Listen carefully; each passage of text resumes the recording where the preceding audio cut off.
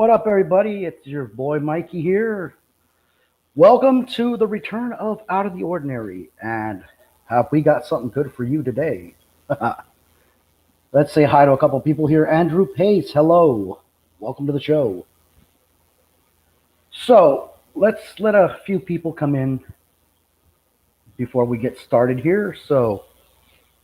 Yeah, I finally made my return. Stephen P. Kitty Cat, welcome. Yeah, of course, I made my return. It's been a long vacation. And I'm coming back with some surprises. Stay tuned. Okay, let's get started here. The first person we're going to talk about today is Timothy James McVeigh. You all know him as the Oklahoma City bomber. His classification was a mass murderer. Characteristics was revenge for what the U.S. government did at Waco and Ruby Ridge. Number of victims he took with him were 168. Date of his murders were April 19th of 1995. And the day of his arrest was the same day. So, Timothy McVeigh was executed by lethal injection at the federal penitentiary in Terre Haute, Indiana, on June 11th of 2001. Okay, on April 19th, 1995, around 9:03 a.m., just after parents dropped their children off at daycare at Murrah Federal Building, downtown Oklahoma City, the unthinkable happened. A massive bomb inside a rental truck exploded, blowing half the nine-story building into oblivion, and a stunned nation watched as bodies of men, women, and children were pulled from the rubble for nearly 2 weeks. When the smoke cleared and the exhausted rescue workers packed up and left, the 168 people were dead in the worst terroristic attack on the U.S. soil prior to 9/11. It was the second anniversary of the fire at the home of David Koresh's Branch Davidians followers in Waco, Texas. Just 90 minutes after the explosion, the Oklahoma Highway Patrol officer pulled over 27-year-old Timothy James McVeigh for driving without a license plate. Shortly before he was to be released on April 21st, McVeigh was recognized as the bombing suspect and was charged with the bombing. When McVeigh's ex-army buddy, Terry Nichols, discovered that he too was wanted for questioning, he voluntarily surrendered to the police in Harrington, Kansas, and was later charged with the bombing. The federal raids at the Branch Davidians compound at Waco and the cabin of white separatist Randy Weaver at Ruby Ridge brought McVeigh's anti-government hatred to a head, or heed. He decided it was time for action, no, not words. He packed a Ryder truck with explosives, lit the fuses, parked it outside the federal building, and walked away without looking back. McVeigh was sentenced to death. Nicholas was tried separately, convicted of involuntary manslaughter and conspiracy to use a weapon of mass destruction, and was sentenced to life imprisonment without parole. Hello, Mod. And I see it says notifications didn't go out. Well, let me check this. Actually, I got notifications. It's from Psychomantium and Out of the Ordinary. I did get those. So I don't know what's going on, but yeah, some of the notifications did go out. Okay, so okay, let's see here. The biography. McVeigh was born in Lockport, New York, and raised in nearby Pendleton, New York. The cause says it forced me to be a mod. Yeah, it does that to me too when I try to get on the lives and stuff. It forces me to be a mod. Uh, He was the middle child of three and the only male child.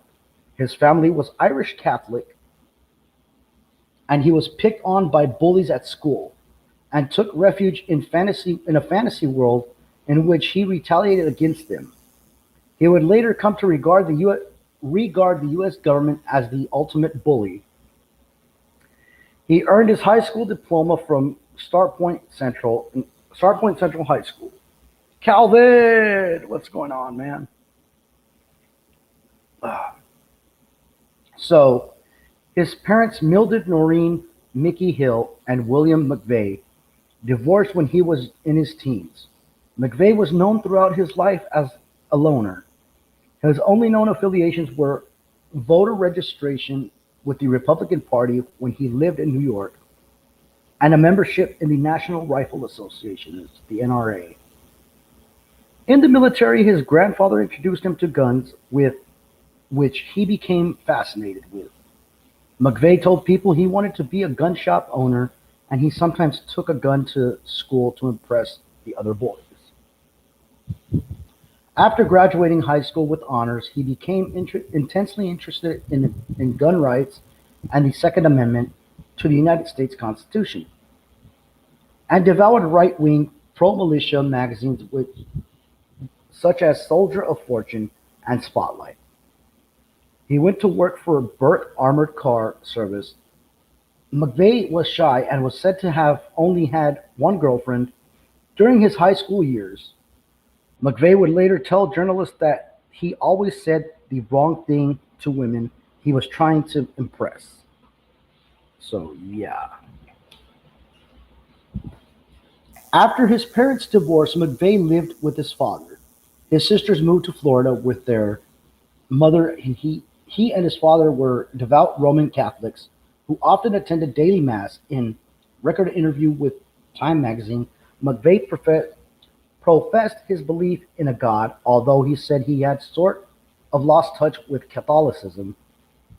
I never really picked it back up. The Guardian reported that McVeigh wrote a letter claiming to be an agnostic. He was given the Catholic sacrament of Vatican before his execution. And the call says it keeps booting you. Wow. It's that Zuck. Now we get into McVeigh's military career.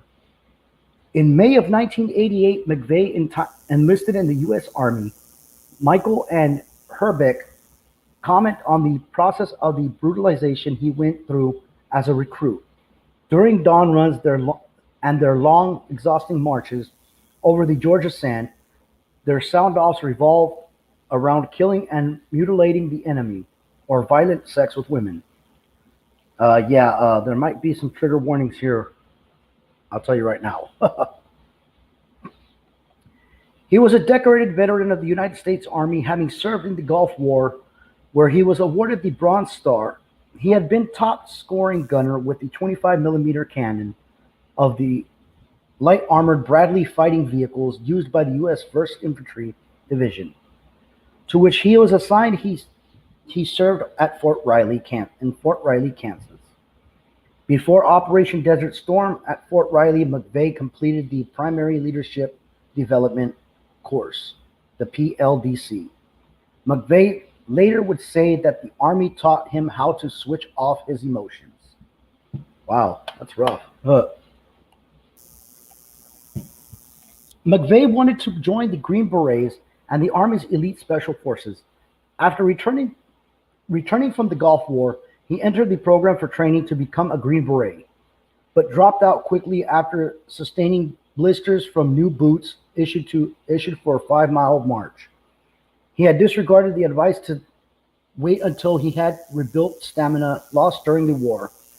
Shortly thereafter, McVeigh decided to leave the Army and was discharged on December 31st, 1991. McVeigh was given an honorable discharge from the Army Reserve in May of 1992. And okay, we have Facebook user. Hello.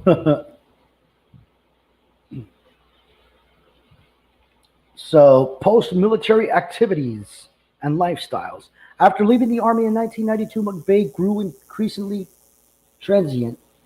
At first, he worked briefly near his hometown in Pendleton as the security guard and sounded off daily to his co-workers, Carl LeBron Jr., about his loathing for the government.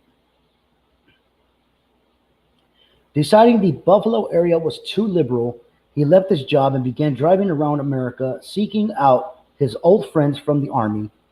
McVeigh used methamphetamine with Fortier, according to the letter. However, he evidently was not as interested in drugs as Fortier. As one reason they parted ways was McVeigh's boredom with Fortier's drug habits. Supposedly, he used mostly IVs. Hi, Nadine. McVeigh wrote letters to the local newspaper asking questions such as, is civil war imminent? Do we have to shed blood to reform the current system? Then in 1993, he drove to Waco, Texas during the Waco siege to distribute pro-gun rights literature and sell bumper stickers. He told a student reporter, the government is afraid of the guns. People have because they have to have control of the people at all times. Once you take away the guns, you can do anything to the people.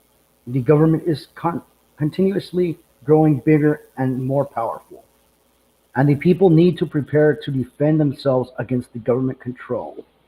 Hmm.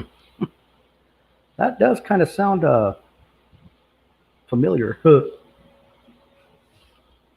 McVeigh spent time on the gun show circuit. He sold copies of the Turner Diaries and a flare gun, which he said could shoot down an ATF helicopter.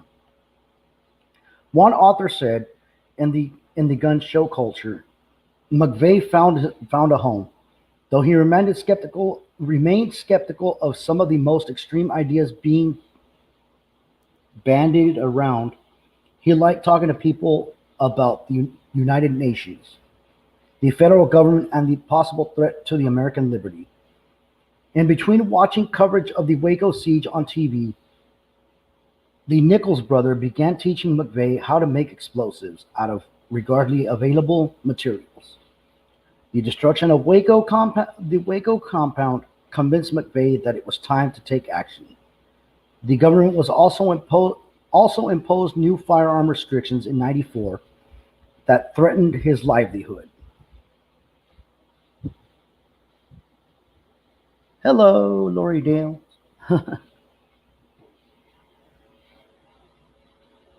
Oh shit. McVeigh later said he considered a campaign of individual assassinations with eligible targets, including Attorney General Janet Reno, Judge Walter S. Smith Jr. of Federal District Court, who handled the Branch Davidian trial, and Lon Haruchi, a member of the FBI hostage rescue team, who shot to death the wife of separatists in a standoff at a remote cabin in Ruby Ridge, Idaho, in 1992. He said he wanted Reno to accept full responsibility in deed, not just words. However, such an assassination seemed too difficult, and he decided that since federal agents had become soldiers, it was necessary to strike against them at their command centers.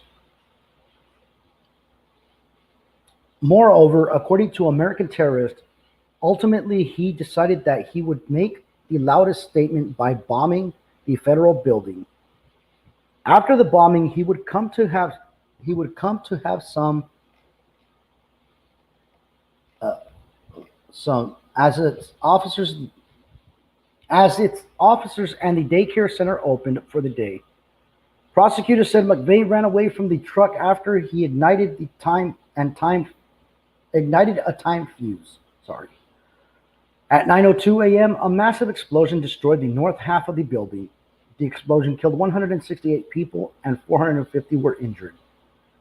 19 of the victims were small children in the daycare center. and the ground Oh, shoot. and the ground floor of the building. McVeigh did not express any remorse for the deaths, what he referred to as collateral damage, but he said he might have chosen a different target if he had known the daycare center was open. According to Oklahoma City Memorial Institute for the Prevention of Terrorism, more than 300 buildings were damaged. More than 12,000 volunteers and rescue workers took part in the rescue, recovery, and support operations following the bombing. In reference to the theories that he had assistance from others, McVeigh responded, "You can't handle the truth. Because the truth is, I blew up the Murray building. This isn't the kind of scary that man could wreak this kind of hell." And we have Donald Washington in here. Love you too, brother. How's it going? Okay. So now we get to his arrest, trial, and conviction and sentencing. By tracing the vehicle's identification number, the VIN, of the real axle found in the wreckage, the FBI identified the vehicle as Ryder Rental Junction City agency truck. Workers at the agency assisted an FBI artist in creating a sketch of the renter who had used the alias Robert King or Kling. The sketch was shown in the area that day. Manager Lee McGowan of the Dreamland Hotel identified the sketch as Timothy McVeigh. Shortly after the bombing, while driving on I-35 Noble County near Perry, Oklahoma, McVeigh was stopped by the Oklahoma State Trooper Charles J. Hanger from Pawnee, Oklahoma. Hanger had passed McVeigh's yellow 1977 Mercury Marquise and noticed that it had no license plate. While questioning McVeigh, he noticed a bulge under his jacket and ended up arresting him for carrying a loaded firearm. McVeigh's concealed weapon permit was not legal in Oklahoma.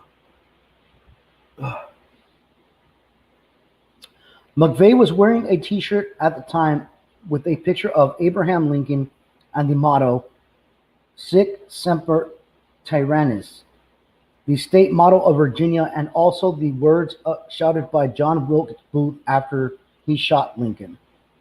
The transition translates to, "Thus always to tyrants." On the back, it had a tree with a picture of 3 blood droplets and the Thomas Jefferson quote, "The tree of liberty must be refreshed from time to time with the blood of patriots and tyrants." These 3 days later, while still in jail, McVeigh was identified as the subject of the nationwide manhunt. On August 10th of 1995, McVeigh was indicted on 11 federal counts, including conspiracy to use weapons of mass destruction, use of weapons of mass destruction, destruction by explosives, and 8 counts of first-degree murder. On October 20th of 1995, the government filed notice that it would seek the death penalty.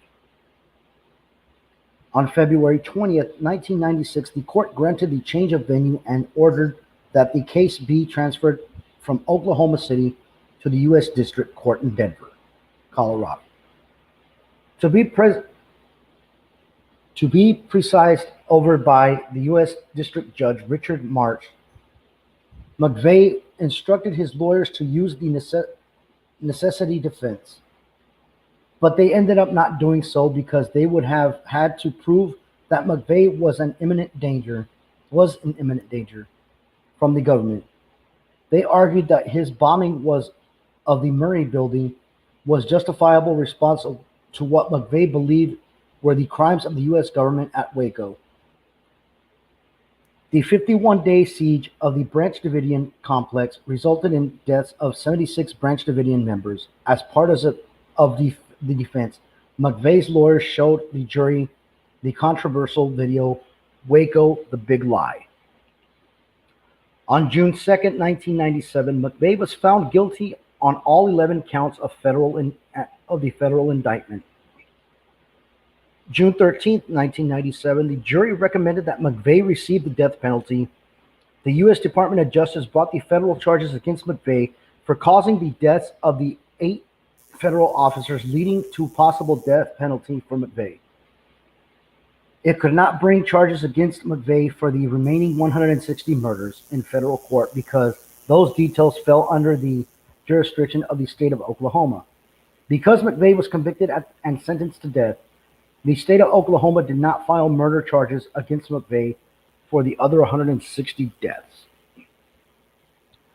During the time in prison, McVeigh wrote various essays. An essay on hypocrisy describes the U.S. government as a hypocritical for justifying its attacks on Iraq by stating that Iraq should not be allowed to stockpile weapons of mass destruction because it had used them in the past. He cited Hiroshima and Nagasaki as examples of the U.S. using nuclear weapons in the past. On April 26, 2001, he wrote a letter to Fox News saying, "I explain herein why I bombed the Murrah Federal Building in Oklahoma City, which is explicitly laid out, and his reasons for the attack." So, let's get to some comments here. Akash says, "It sounds like someone is getting a tattoo in the same room." It makes me... Oh, wow. So, the last thing we got about McVeigh is his execution now. McVeigh's death sentence was delayed pending an appeal. One of his appeals for certiorari, can't pronounce that, taken to the Supreme Court of the United States. He was denied on March 8, 1999. McVeigh's request for a nationally televised execution was also denied. An internet company also sued for the rights to broadcast it. McVeigh maintained an upbeat attitude, nothing that even after his execution, the score would still be 168-1. And thus he was the victor.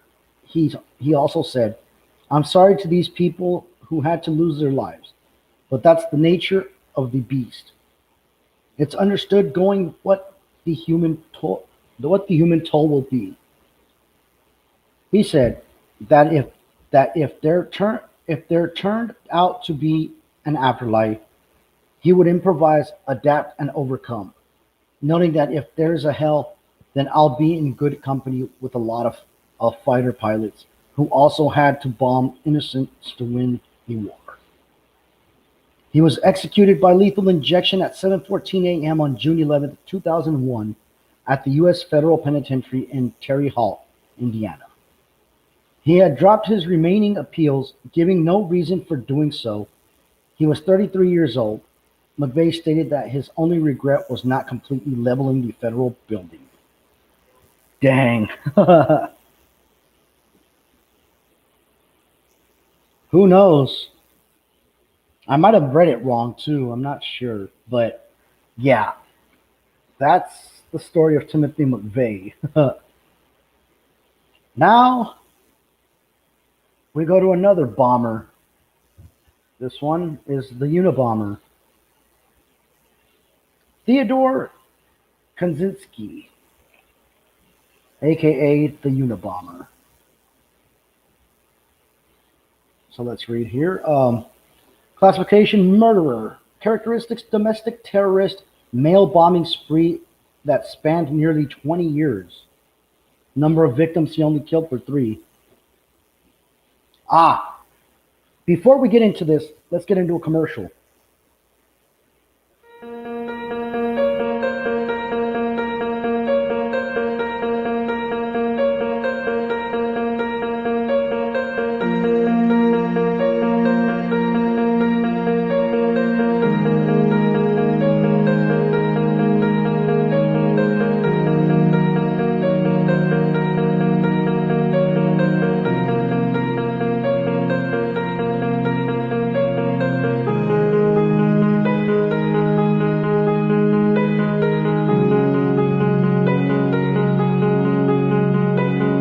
G'day guys, it's Pogo here. I got some news for you. We'll be going live on the 23rd and 24th of September, doing a paranormal investigation from a town called Burra. We'll be doing 11 locations. Hopefully we get some activity. Looking forward to seeing you on the live feed. It will be going live on Psycho Bunny Death Cult. So looking forward to seeing you there. Keep your eyes peeled. I'll let you know what's happening. Alright, much love and respect, Pogo. Catches.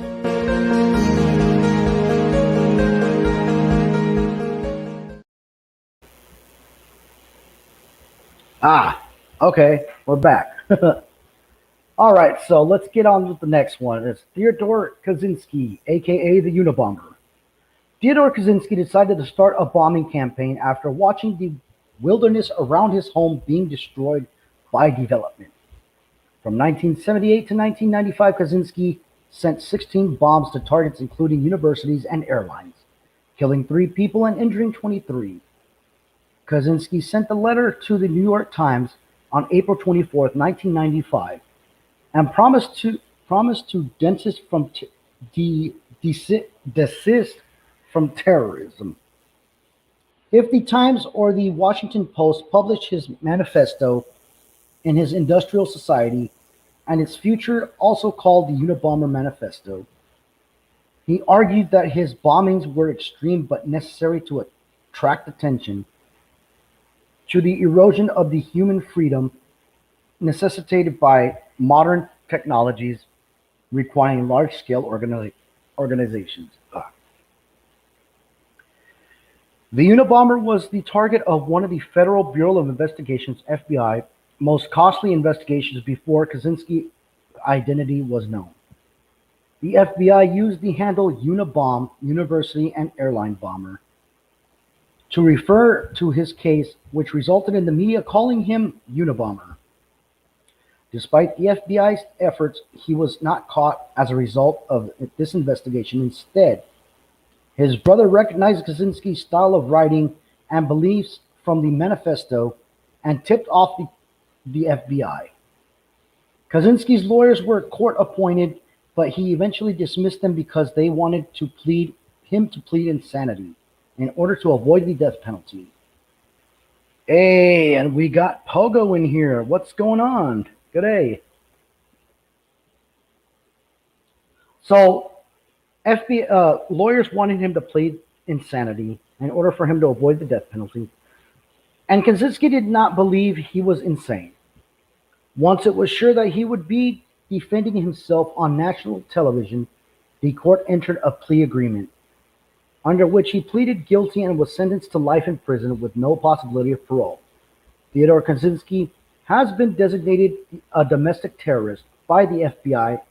Some anarchist authors, such as John Zerzan and John Moore, have come to his defense while holding some reservations about his actions and ideas. So, Kaczynski was born on May 22nd of 1942 in Chicago, Illinois, to second-generation Polish Americans Wanda and Theodore Richard Kaczynski at 6 months of age. Ted's body was covered in hives. He was placed in isolation in a hospital where visitors were not allowed.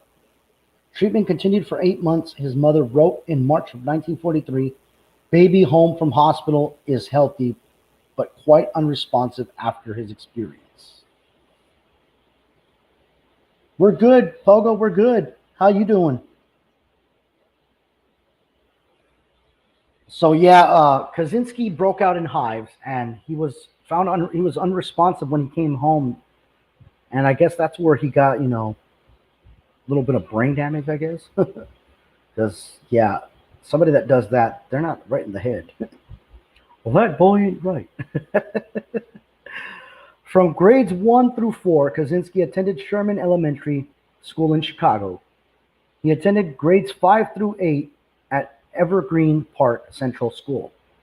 As a result of testing conducted in the 5th grade, which determined that he had an IQ of 167, he was allowed to skip the 6th grade and enroll in the 7th grade. Kaczynski described this as a pivotal event in his life. He recalled not fitting in with the older children and being subjected to their bullying. As a child, Kaczynski had a fear of people and buildings and played beside other children rather than interacting with them.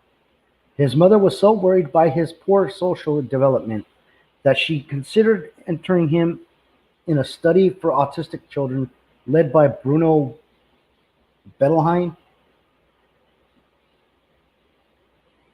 Oh yeah, yeah, awesome video, man.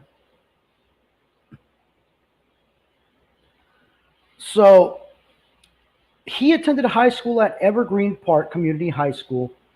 Kaczynski excelled academically, but found the mathematics too simple during his sophomore year.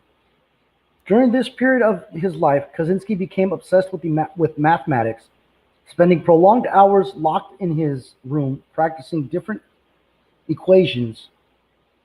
Hold on, I lost my place. Squirrel! My bad, guys. I squirreled again. Instead of socializing with his peers throughout secondary before his senior year, he was subsequently placed in a more advanced mathematics class. Yet still felt intellectually restricted, Kaczynski soon mastered the material and skipped the 11th grade. God, man, this dude was a genius. He wasn't right in the head, but he was a genius. So he skipped the 11th grade. With the help of summer school courses for English, he completed his high school education when he was 15 years old. Dang! That's early. He was encouraged to apply to Harvard University and was subsequently accepted as a student beginning in the fall of 1958 at the age of 16. While at Harvard, Kaczynski was taught by famed logician Willard Van Orman Quine. Oh, that's a long name. Scoring the top of Quine's class with a 98.9% as a final grade. He also participated in a multiple year personality study conducted by Dr. Henry Murray. As an expert on stress interviews, students in Murray's Central Intelligence Agency, CIA, sponsored the study were told they would be debating personal philosophies with fellow students. Instead, they were subjected to purposely brutalizing psychological experiment. Stress test, which was an extremely stressful, personal, and prolonged psychological attack. During the test, students were taken into a room, strapped into a chair, and connected to electrodes that monitored their psychological reactions while facing bright lights and two-way mirrors. Holy shit. Man. Now I wonder why he did all this shit, man. Anyhow, let's get to see here.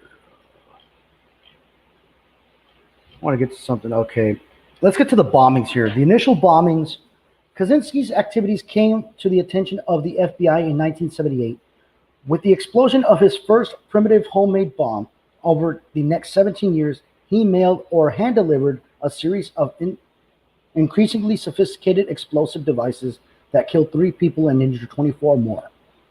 The first mail bomb was sent in late May of 1978 to materials engineering professor Buckley Christ at the Northwest University. The package was found in the parking lot at the University of Illinois at Chicago, with Christ's return address. The package was returned to Christ. However, when Christ received the package, he noticed that it was not addressed to his own handwriting. Suspicious of a receipt package, he noticed suspicious of which exploded immediately. Although Marker only received minimal injuries, he required medical assistance at Evanston Hospital for his left hand. So I guess his left hand blew up. The bomb was made of a metal that could have come from a home workshop. The primary component was a piece of metal pipe, about 1 inch, 25 millimeters in diameter, and 9 inches, 230 millimeters long. The bomb contained smokeless explosive powders and the box and the plugs that sealed the pipe ends were handcrafted from wood. In comparison, most pipe bombs usually use a threaded metal end sold in many hardware stores. And right now, I'm telling you right now, do not go and do none of this. What I'm saying here? Do not. No. No.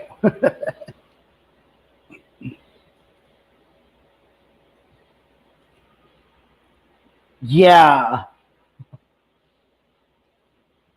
Okay. Where was I now?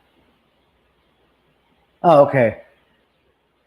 Wooden ends lack the strength to allow significant pressure to build within the pipe, explaining why the bomb did not cause severe damage. The primitive trigger device that the bomb employed was a nail, tensioned by rubber bands designed to slam into six common match heads.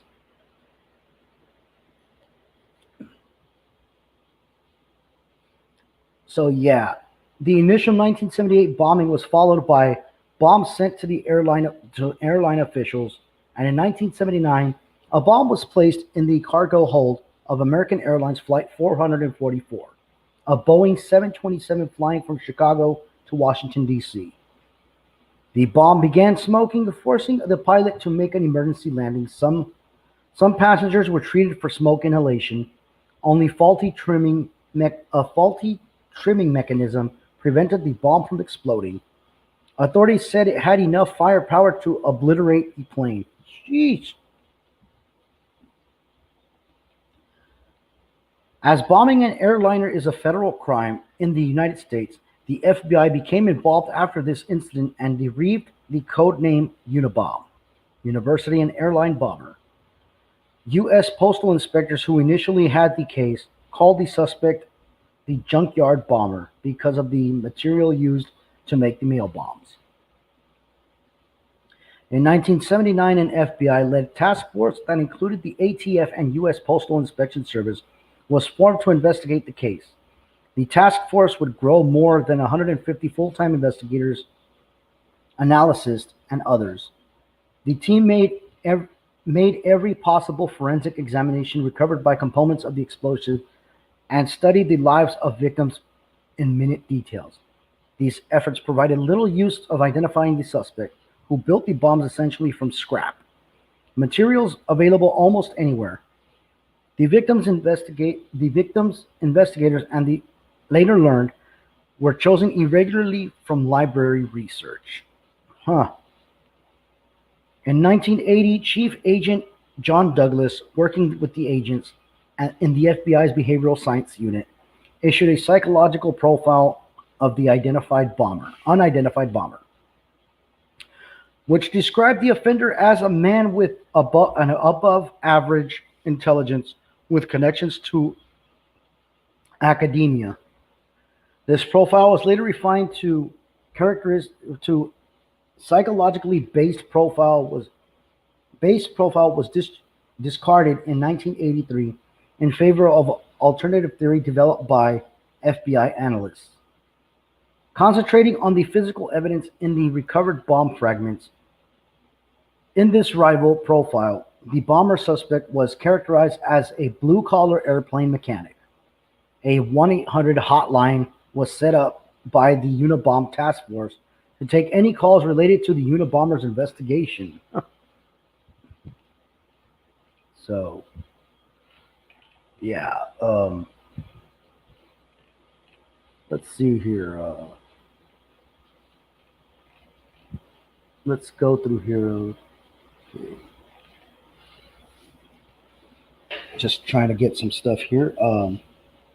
Okay, let's give me a minute. Okay, let's go to his arrest here. Okay. Agents arrested Theodore Kaczynski on April 3rd, 1996, at his remote cabin outside Lincoln, Montana, where he was found in an unkempt state. Combing his cabin, the investigators found a wealth of bomb components, 40,000 handwritten journal pages that included bomb-making experiments and descriptions of the Unabomber crimes, and one live bomb ready for mailing.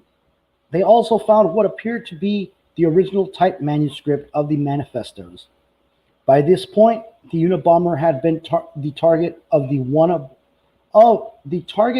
one of the most expensive investigations in the FBI history.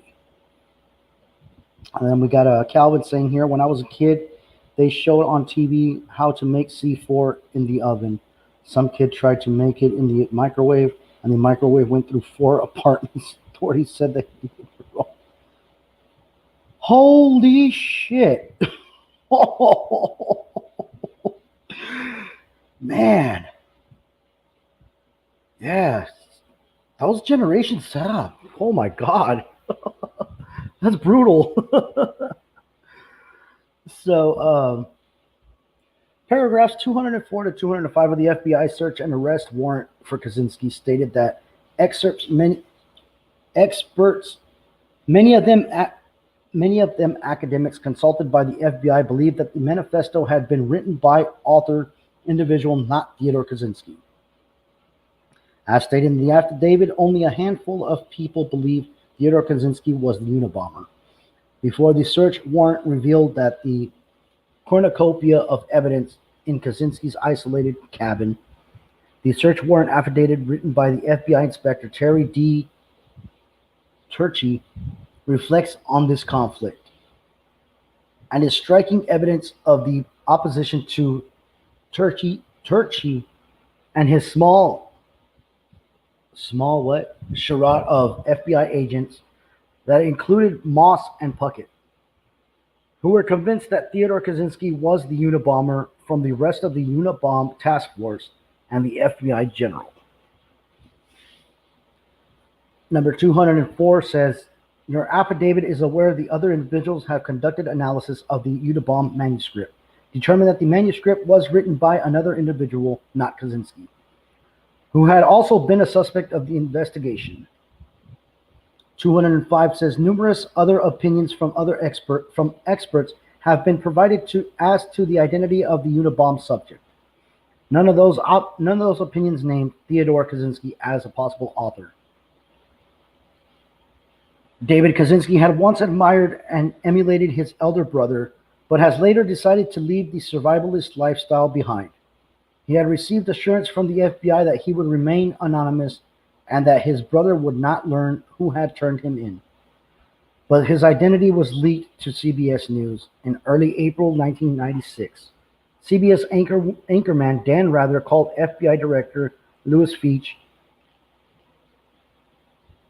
who in 1969, the same period of most of the Zodiac confirmed killings occurred in California, and both being highly intelligent with interest of bombs and codes.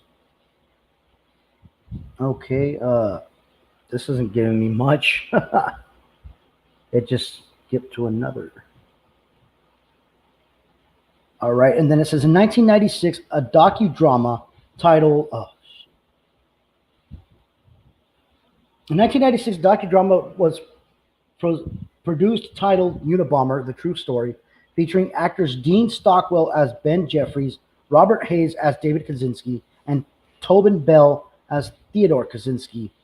In this film, a determined postal inspector was followed as he tracked down the suspect, and also centered on Kaczynski's brother, who played the key role in the investigation. So, wait, what, Calvin? I remember those had radioactive materials and oh shoot. So, all right.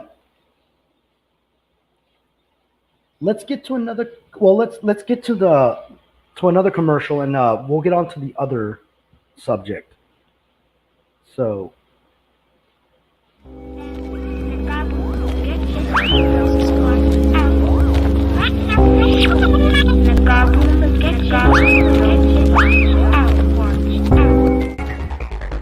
Well, gentlemen, perhaps we wouldn't be where we are today if we hadn't said to ourselves, just go, go, go, go, go, go, go, go, go, go, go, go, go for it.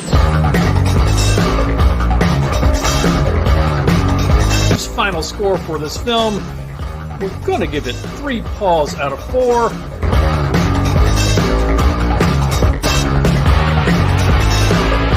Nuestra Señora de la Santa Muerte, Spanish for Our Lady of the Holy Death.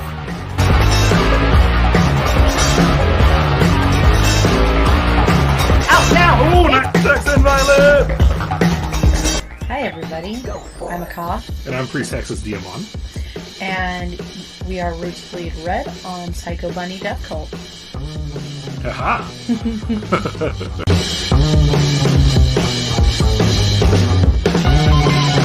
In fact, humans have a very long history of eating each other.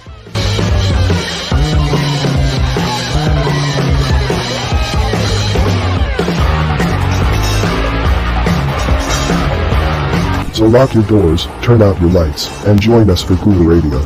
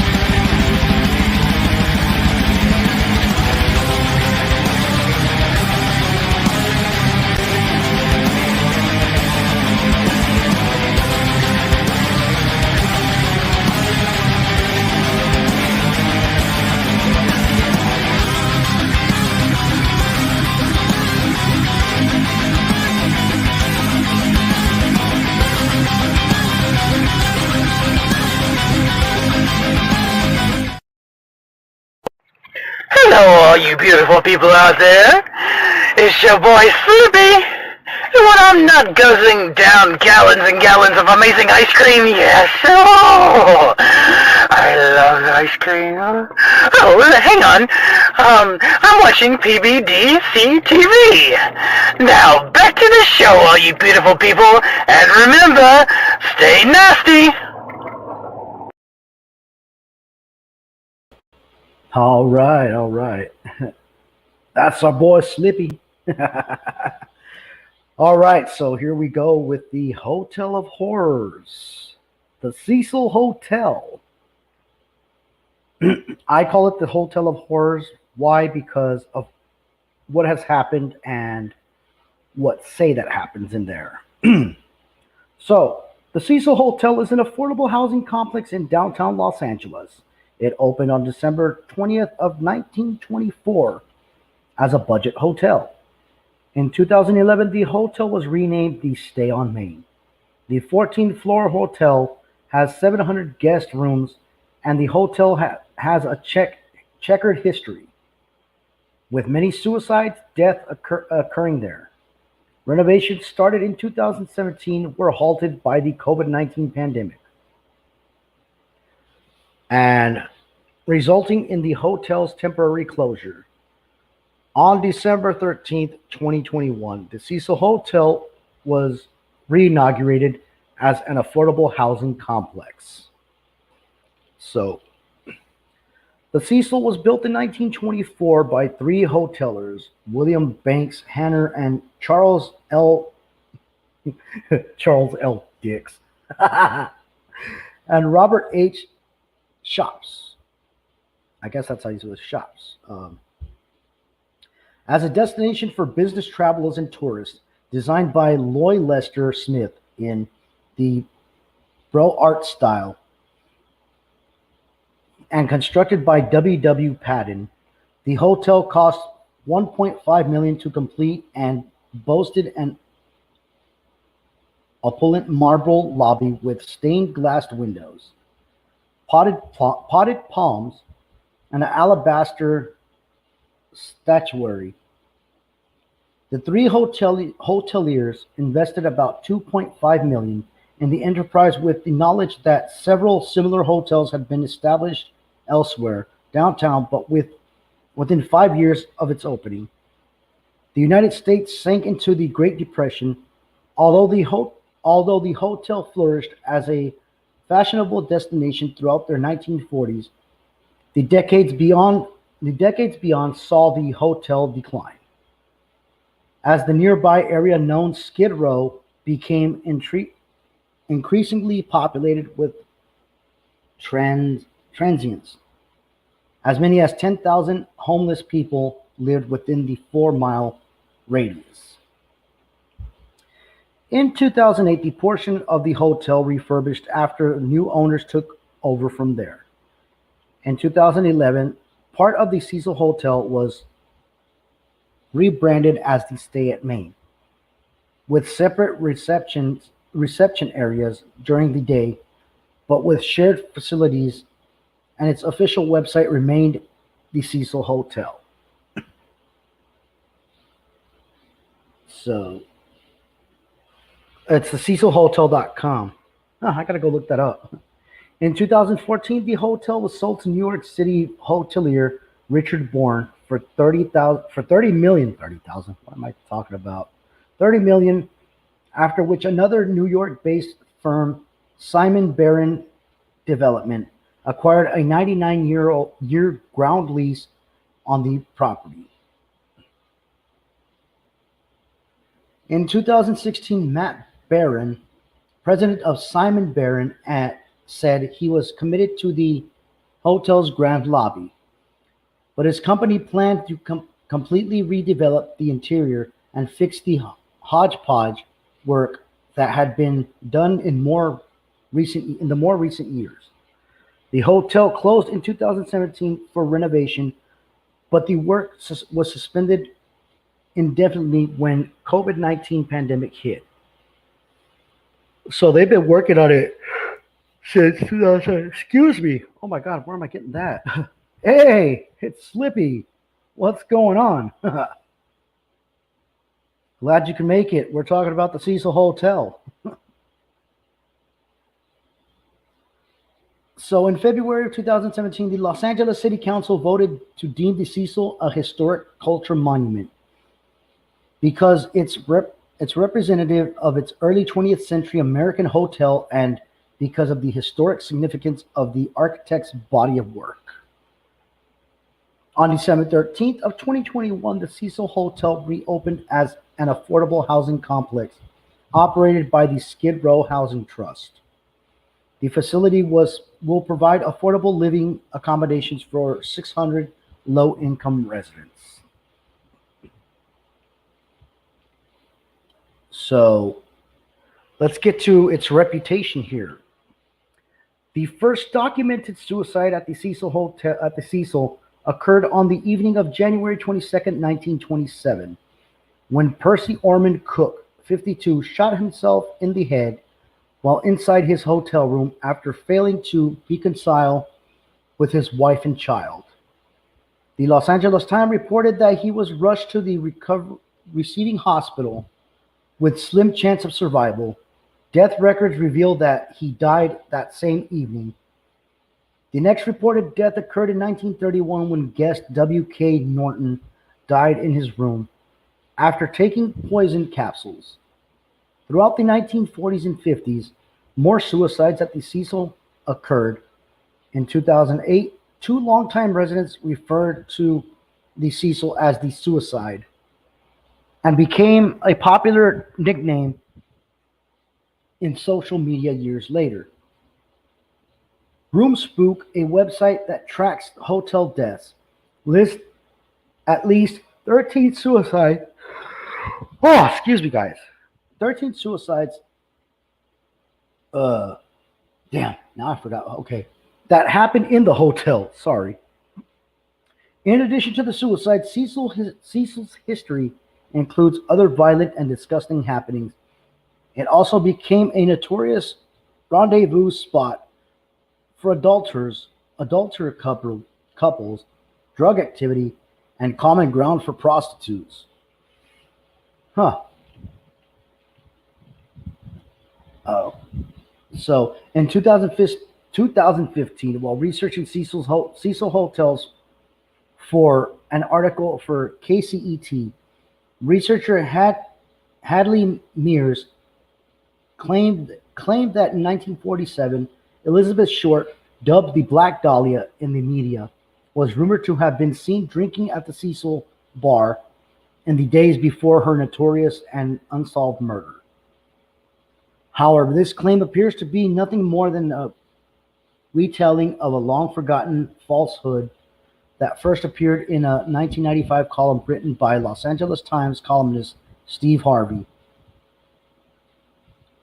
Without verifying the claim, Harvey had quoted Ken Schisler, author of the book This Hollywood, as saying, "On January 1947, just 3 days before she was murdered, the Black Dahlia was seen in the bar in the Cecil with a girlfriend and 2 sailors." Sessler then added, "In fact, the hotel and the bars in the same block, including the dugout next door, were some of Elizabeth Short's favorite hangouts during the week." So, let's get to some comments here. Slippy says, "Damn, I hate I missed it, but hope you all enjoyed it. Love you guys." We love you too, Slippy. Then Akash says, "Like bathing and drinking corpse water." Yes. And then Mod says, "It's awesome. You rock. Thank you." And then we love you too. Okay. So, before she was killed, according to LAPD records, Short was last seen alive at the Millennium Baltimore Hotel on January 9th, and was not seen again until her body was discovered in an empty field on January 15th. There are no known records of Short ever being in the Cecil Hotel. In 1964, a retired telemarketer named Pigeon Goldie Osgood, who had been well known and well liked long-term resident at the hotel, was found dead in her room. She had been, well, let's just say bad things happened to her. I don't want to say it, but she was stabbed, beaten, and her room ransacked. Jacques Elbringer was charged with Osgood's murder because he was seen covered in blood, roaming the streets close to the hotel, but was later cleared as a suspect of her murder, and her murder remains unsolved. Excuse me, guys. In the 1980s, the hotel was the temporary residence of serial killer Richard Ramirez. Nicknamed the Night Stalker, Ramirez was a regular presence on the Skid Row area of Los Angeles, and according to a hotel clerk who claims to have spoken to him, Ramirez is rumored to have stayed at the Cecil for a few weeks. Richard engaged in most of, if not all, his killing spree while staying there. He reportedly stripped off his bloody clothes in the alley outside of the building before climbing in the interior stairs to his residence in the blood-stained underwear. On August 30th, 1985, a group of Los Angeles residents spotted him in the street and prevented him from escaping until police arrived to arrest him. In 1989, Richard Ramirez was convicted of 13 murders and sentenced to death, although he would untimely die of cancer in 2013. Another serial killer, Austrian Jack Unterweger, stayed at the Cecil in 1991, possibly because he sought to copy Ramirez's crimes. While there, he strangled and killed at least 3 prostitutes, crimes he was convicted of in Austria. In 2013, the Cecil by the rebranded as the Stay on Main, although still maintaining the original Hotel Cecil signs and painted advertisements on its exterior, became the focus of renowned attention when surveillance footage of a young Canadian student, Elisa Lam, behaving erratically in the hotel's elevator. All right, guys, I need to cut this off, but I will continue next time. So this is Mikey saying good night, and remember to stay out of the ordinary. Love you guys.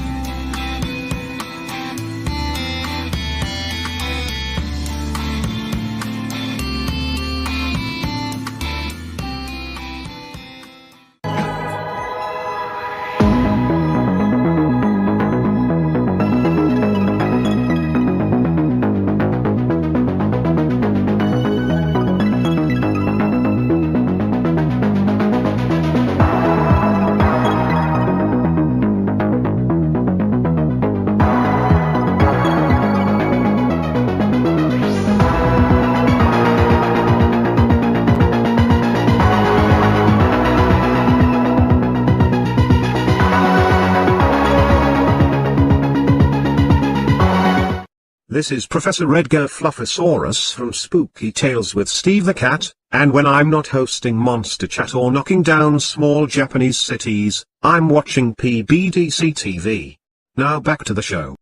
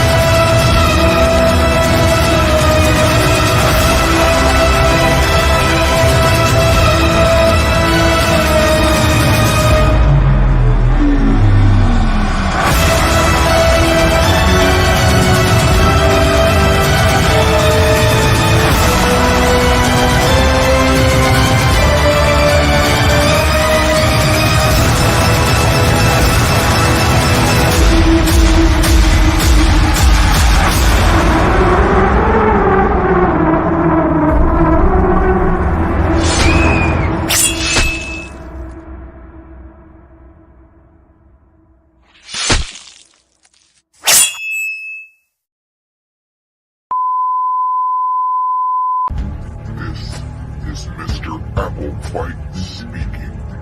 There is nothing wrong with your device. Join me here on Psycho Bunny DC. A delightfully dreadful consternation of horror content. Drink head.